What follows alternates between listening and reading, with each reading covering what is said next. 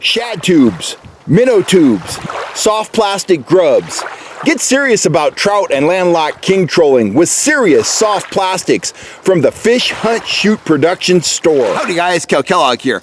I'm out on a hike with Lucy. We're actually doing some squirrel hunting, but I want to show you a piece of video here, and then I am going to give you a fishing tip that is howdy guys, Lucy and I are out here hiking. We're doing a little squirrel hunting, but I wanted to stop and take a minute to give you guys a tip that is going to help you catch more and bigger trout throughout the course of the season, throughout the course of your trolling career. So watch this following clip. Pay attention to what happens to the rod on the left side of your screen. That would be the rod on my right, and I'll be right back at you after I play this little clip.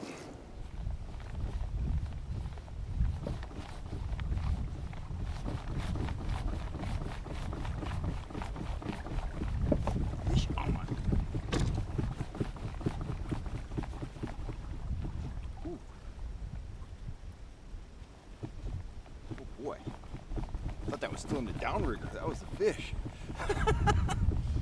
Now, if you're an avid viewer of the channel, you've seen this clip before, but did you notice what happened? Did you notice I hooked a fish on the downrigger and I sped up on the pedals and I started to fight that fish and I got off the pedals, and almost immediately the top line, which was the rod on the left side of the screen, it got slammed, okay?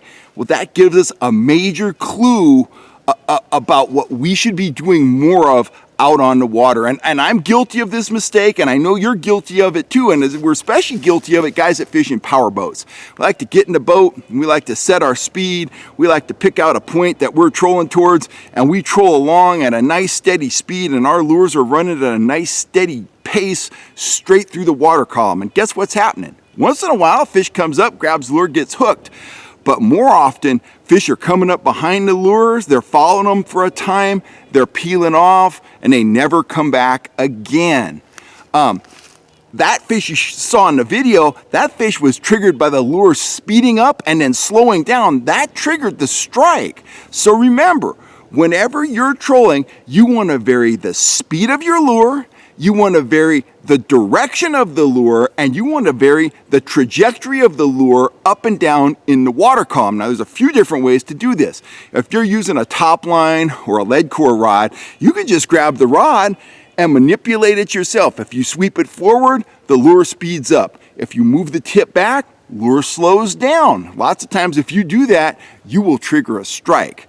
The other thing you can do is zigzag or follow a kind of an S-turn path through the water. That will cause your lures to constantly speed up, slow down, change directions, and guess what? When your lures speed up and slow down, they move up and down in the water column slightly. All those movements can trigger strikes from following fish that wouldn't ordinarily hit if you just kept going in a straight line.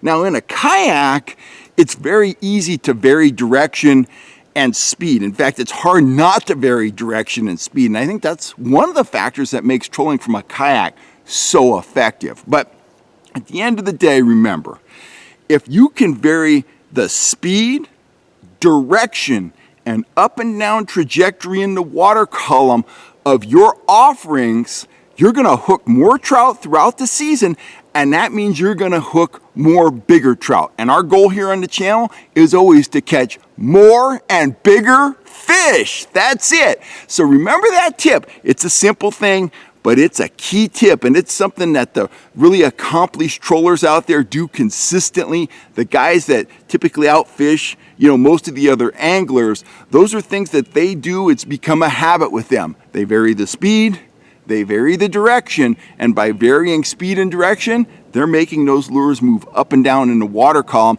and that's magnified if you're using lead core line or something like that. So, one more time, vary the speed, vary the direction, vary the up and down trajectory of your lures through the water column, and you're going to catch more and bigger trout, not just this season, but for your whole trolling career. I know that tip's going to help you out on the water.